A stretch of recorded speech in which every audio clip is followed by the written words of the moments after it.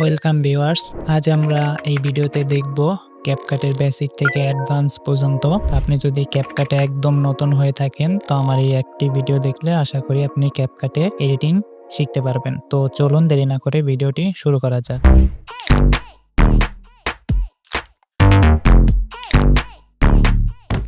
আপনি যদি professional video editor বা গ্রাফিক্স ডিজাইনার হতে চান তাহলে আমাদের চ্যানেলটি সাবস্ক্রাইব করে রাখতে পারেন। তো চলুন আমরা ভিডিওটি শুরু করি। তো আমরা দেখতে পাচ্ছি এখানে ক্যাপকাটটি ওপেন করা আছে। আমরা জাস্ট এখান থেকে স্টার্ট ক্রিয়েটিং এর উপর চাপ দিব। দেওয়ার সাথে সাথেই দেখতে পাচ্ছেন ক্যাপকাটের ওপেন ইন্টারফেস আমাদের সামনে চলে এসেছে। তো আমরা প্রথমে দেখব কিভাবে ভিডিও ইম্পোর্ট করতে হয়। দেখুন এখানে একদম মিডিয়া সিলেক্ট করা রয়েছে। এখান থেকে জাস্ট আমরা ইম্পোর্টে চাপ দিব। তারপর আপনাদের কম্পিউটারের উইন্ডোটি ওপেন হবে। এখান থেকে আপনাদের ভিডিওটি সিলেক্ট করতে হবে। তো আমি একটি ভিডিও সিলেক্ট করে নিতেছি। তো ভিডিওটি সিলেক্ট করার পরে জাস্ট এখান থেকে ওপেনে চাপ দিব।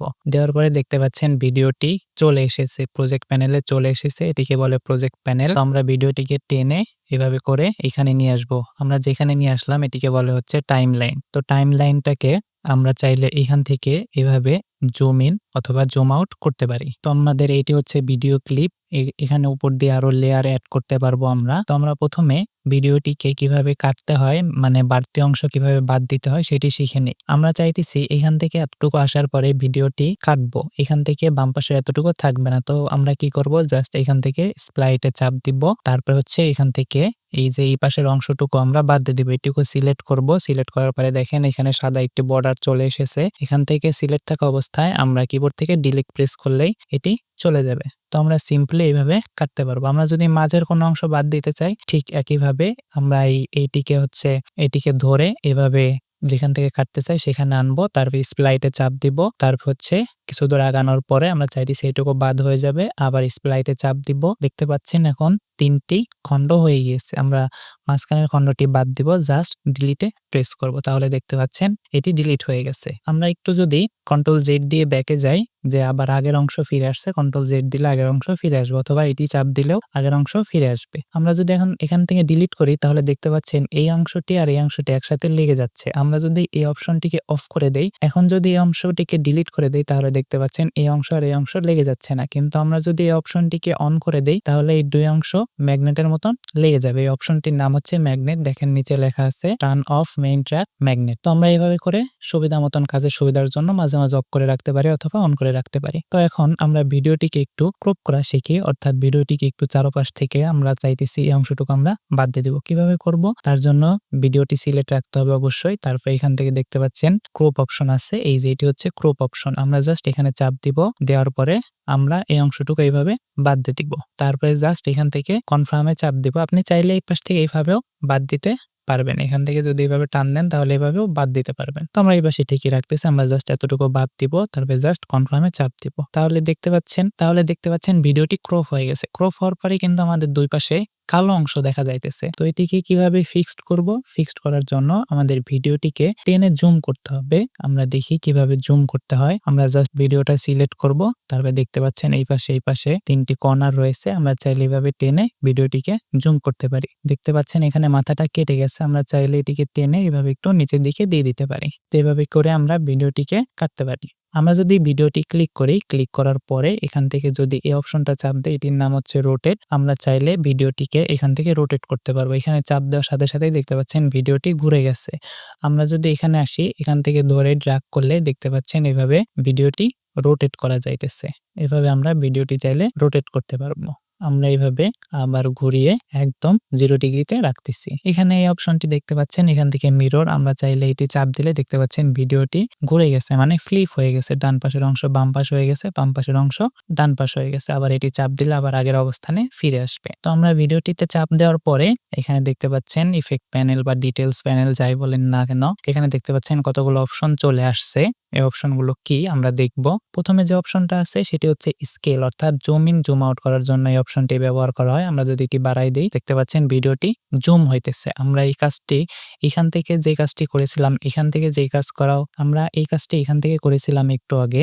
এখান থেকে করলেও যেই কথা, এখান থেকে করলেও সেই কথা। দেখতে পাচ্ছেন এভাবে একই কাজ। আমরা চাইলে এখান থেকে পজিশন যদি একটু উপরের দিকে দেই তাহলে দেখতে পাচ্ছেন ওয়াই এর ভ্যালু চেঞ্জ হয়েছে। একটু নিচের দিকে দিলে এখানে চেঞ্জ হয়েছে। আমরা যদি ডানে বামে সরাই তাহলে এই x এর ভ্যালু চেঞ্জ হবে, আমরা যদি বাম পাশে নেই x এর ভ্যালু চেঞ্জ হবে। তো আমরা এখানে যদি 0 করে দেই, এখানেও যদি 0 করে দেই তাহলে দেখতে পাচ্ছেন আগের অবস্থানে ফিরে গেছে। এটি হচ্ছে x অক্ষ অর্থাৎ বাম ডান, এটি হচ্ছে y অক্ষ, এটি হচ্ছে উপর নিচ। আমরা চাইলে রোটেশনের অপশনটি এখান থেকে দেখেছিলাম, আবার এখান থেকেও চাইলে আমরা এইভাবে রোটেশন করতে পারি।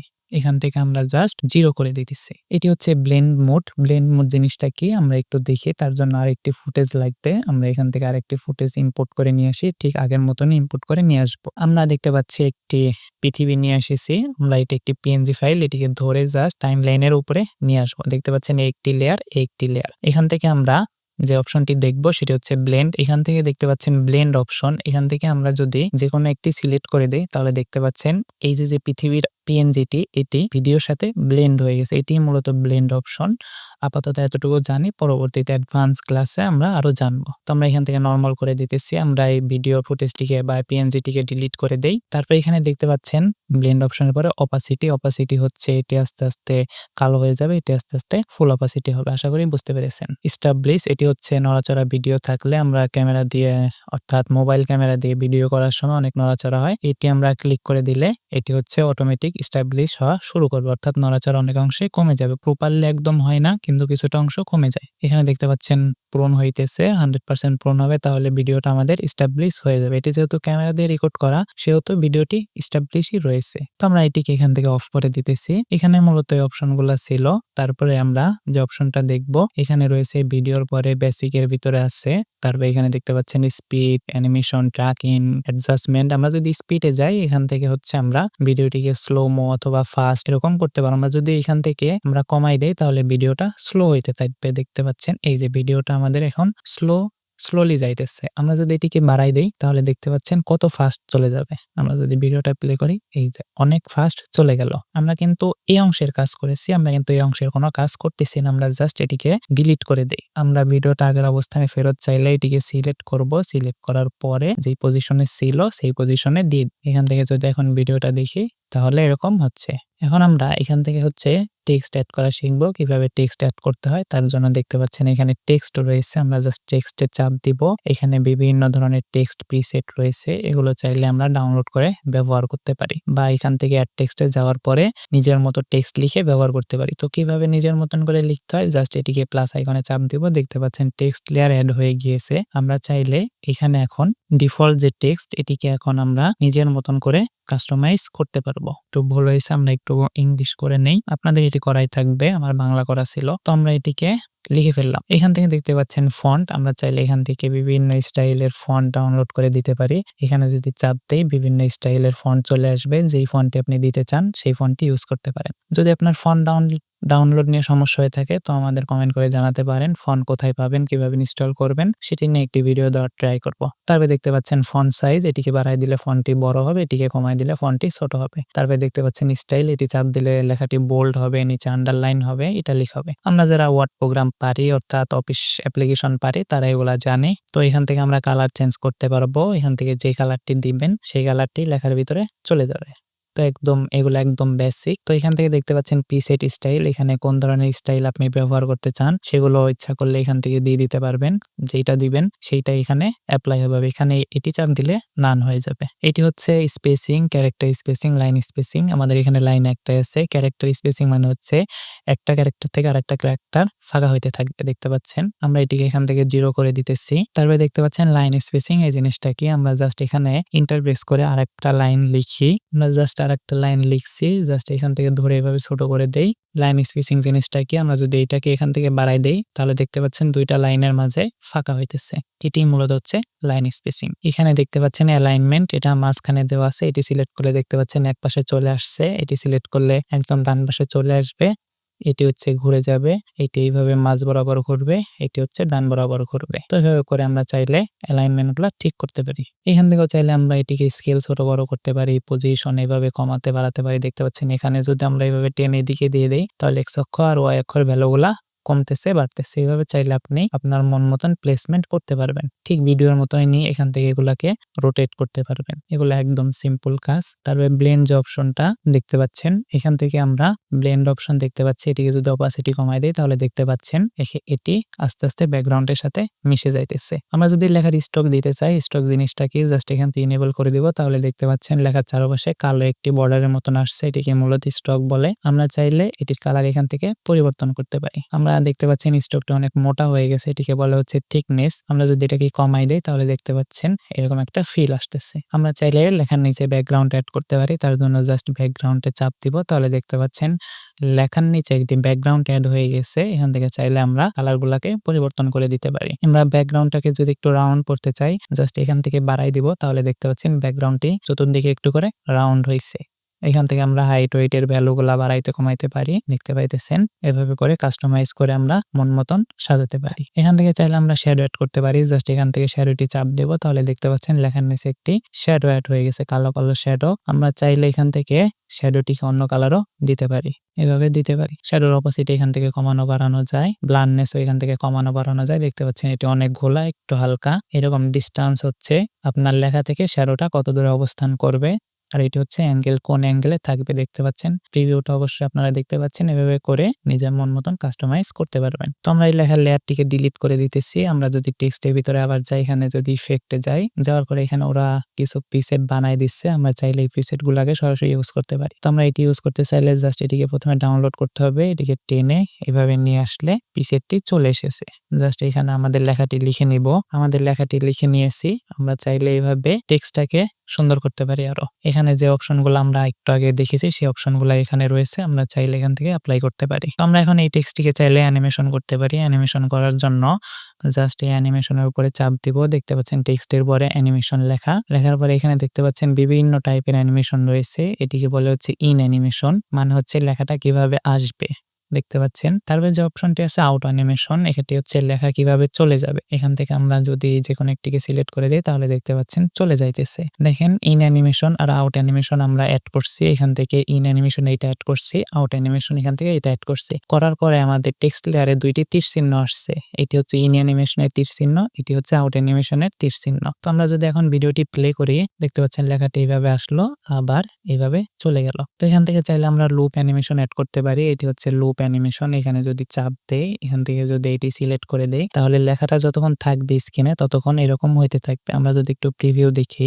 তাহলে বুঝতে পারবো, এই যে এরকম, এটাকে বলা হচ্ছে লুপ অ্যানিমেশন। তো চাইলে আমরা এইভাবে খুব সহজেই টেক্সটকে অ্যানিমেশন করতে পারি। তো আমরা টেক্সট লেয়ারটিকে ডিলিট করে দিতেছি সিম্পলি। আমরা চাইলে এখান থেকে মিউজিক অ্যাড করতে পারি। জাস্ট মিউজিকে চাপ দিলে এরকম অপশন চলে আসবে। এখানে ক্যাপকাট অনেক মিউজিক দিয়ে দিচ্ছে, আমরা চাইলে এগুলা ব্যবহার করতে পারি। বা নিজের মতন মিউজিক অ্যাড করতে চাইলে জাস্ট এখানে চাপ দিব, দেওয়ার পর ইম্পোর্টে চাপ দিব। ঠিক সেম ভাবেই হচ্ছে আমরা মিউজিকটি অ্যাড করে নিব। জাস্ট এটিকে টাইমলাইন এইভাবে টেনে নিয়ে আসলেই মিউজিকটি অ্যাড হয়ে যাবে। এখান থেকে মিউজিক অ্যাড করার পরে এখান থেকে আমরা ভলিউম কমাইতে বাড়াইতে পারবো। দেখুন ভলিউম কমাইতে বাড়াইলে এখানের ওয়েবগুলা নিচে নামবে। আমরা যদি কমাই দিই তাহলে দেখতে পাচ্ছেন ওয়েবগুলা নিচে নামতেছে, বাড়াই দিলে ওয়েবগুলা উপরে উঠতেছে। এগুলাকে হচ্ছে অডিও ওয়েব বলে। তো এটা হচ্ছে ফেড ইন, এটি হচ্ছে আস্তে আস্তে গান শুরু হবে। এটি হচ্ছে ফেড আউট, এটি হচ্ছে আস্তে আস্তে গান শেষ হয়ে যাবে।